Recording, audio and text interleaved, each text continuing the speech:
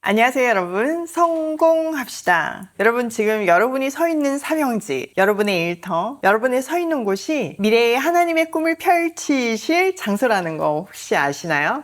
그렇게 생각하니까 감동이 되더라고요. 오늘 본문을 통해서 진짜 그런가 한번 확인하고 힘을 얻어보기로 해요. 자, 우리는 지금 여호수아 15장을 보고 있는데요. 12지파 중 가장 먼저 유다 지파한테 땅이 배분이 되죠. 오늘 우리가 읽을 20절부터는요. 유다 지파가 받은 성읍들의 목록이 아주 길게 이어져요. 이 부분은 그냥 지명은 나열한 거라 좀 지루하게 느껴질 수도 있어요. 하지만 이 긴 성읍 목록에도 중요한 의미와 의도가 담겨 있죠. 자, 지금 우리가 읽기 시작할 유다 지파에게 속한 영토는요, 자그마치 120개의 성읍과 그 주변 마을, 그 모든 것이 기록되어 있는데요. 이 성읍들은 크게 4지역으로 나뉘어서 소개되거든요. 우선 남쪽 지역부터 볼게요. 이 땅이 유다 자손의 지파에 속한 여러 가문이 나누어 받은 유산이다. 유다 자손 지파가 차지한 성읍들 가운데서 에돔 경계선 가까이 가장 남쪽에 있는 성읍들은 갑스엘과 에델과 야굴과 기나와 디모나와 아다다와 게데스와 하솔과 인난과 십가 델렘과 보알롯과 하솔 하다다와 그라이옷 헤스론 곧 하솔과 아만과 세마와 몰라다와 하살갓다와 헤스몬과 벳벨렉과 하알수알과 브엘세바와 비스요다와 비알라와 이인과 에센과 에돌락과 그실과 호르마와 시글락과 맘만나와 산산나와 부바옥과 실힘과 아인과 림몬 이렇게 모두 29성읍과 그 주변 마을들이다.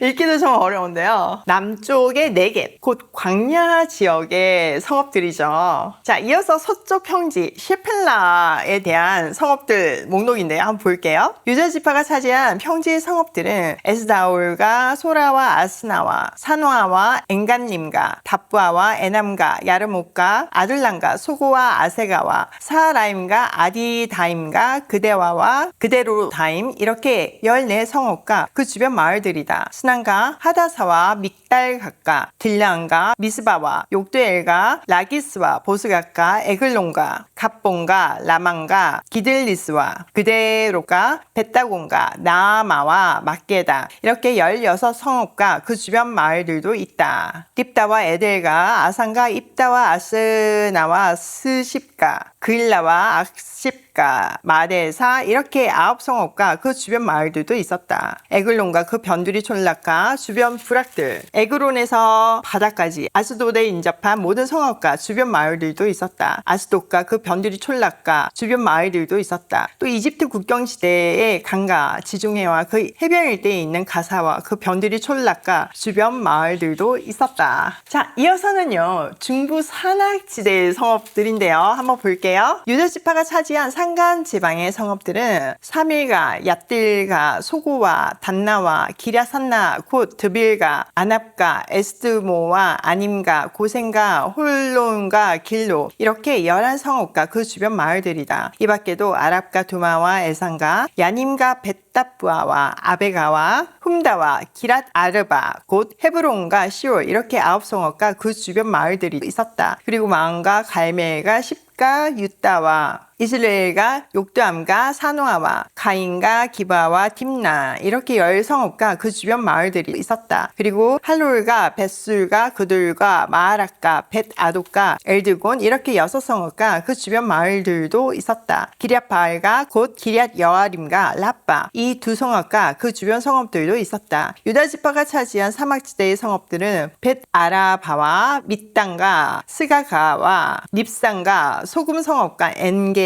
이렇게 6성읍과 그 주변 마을들이다. 자, 이렇게 중부 산악지대와 유다 강야 지역의 성읍들을 차례로 다 열거하고 있어요. 이렇게 지역별로 일일이 언급하는 이유는 마다들의 역할을 맡은 유다 지파의 기업이 얼마나 광대하고 풍요로웠는지 증언하기 위해서죠.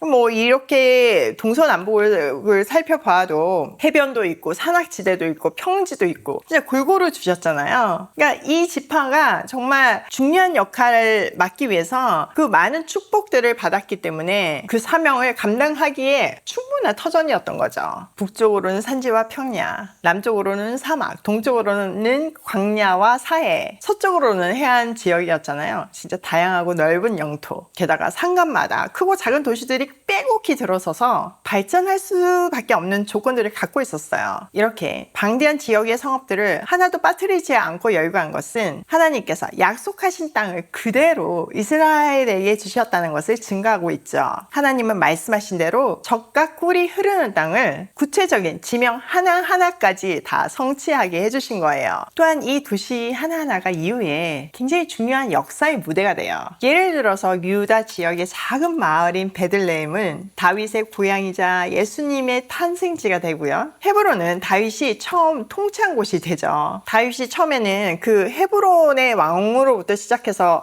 통합하잖아요. 또한 예루살렘은 다윗과 솔로몬 시대에 이스라엘의 신앙과 정치의 중심지가 돼요. 이처럼 유다 지파의 영토는요, 성경 역사에 차지하는 역사가 너무 큰, 대단히 중요하고 크고 복된 땅이었어요. 지금 여러분이 서 있는 곳이 하나님이 나중에 귀하게 쓸 그 중요한 땅이 될 수 있다는 증거죠. 자, 마지막 63절. 그러나 유다 자손이 예루살렘 성에 살던 여부스 사람을 쫓아내지 못하였으므로 여부스 사람과 유다 자손이 오늘날까지 예루살렘 성에 함께 살고 있다. 이렇게 많은 성읍을 다 차지했지만 유다 지파가 단 한 곳 정복하지 못한 난공불락의 성이 있었어요. 바로 여부스, 예루살렘이죠. 그 성은요, 이제 높은 곳에 있고 자연적으로도 그렇고 너무 견고한 성이었기 때문에 그 누구도 쳐들어갈 수가 없었어요. 그래서 그 성에 살고 있던 여부스 족속을 유다 자손이 쫓아내지 못했죠. 결국 여부스 사람들은요, 약 400년 동안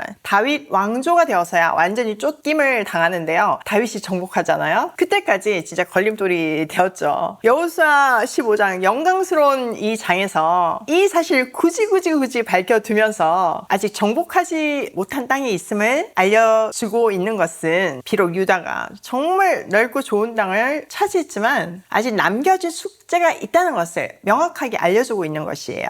이거는 우리에게 엄청난 영적인 교훈이 되죠. 하나님께서 큰 승리와 복을 주신 후일지라도 끝까지 순종해서 하나님이 맡기신 일을 다 완성하지 못하면 그게 두고두고 화근이 될 수 있다는 것을 볼 수 있잖아요. 강력한 경고죠. 그러니까 이스라엘의 여부수가 얼마나 오랫동안 가시 같은 존재였어요. 마찬가지로 우리 삶에 조그맣게 남겨놓은 그 사이즈가 아무리 작다 해도 그 불순종이, 그 죄의 요소가 나중에 계속 시험거리와 고난의 씨앗이 될 수 있어요. 특별히 큰 승리와 은혜를 경험한 이후에 찾아오기 쉬운 영적인 교만과 나태함을 조심해야 돼요. 이 정도면 됐지 라고 안주하는 순간 미완성으로 남은 문제들이 훗날 여부스 족속처럼 우리의 발목을 잡을 수 있어요. 그러므로 끝까지 경계심을 늦추지 말고 온전한 순종을 지속하는 삶의 태도가 중요해요. 신약에서도 바울이 선을 행하다가 낙심하지 말라고 권면을 했고, 히브리서 기자도 믿음을 본받는 자들이 되어서 약속들을 인내로서 받으라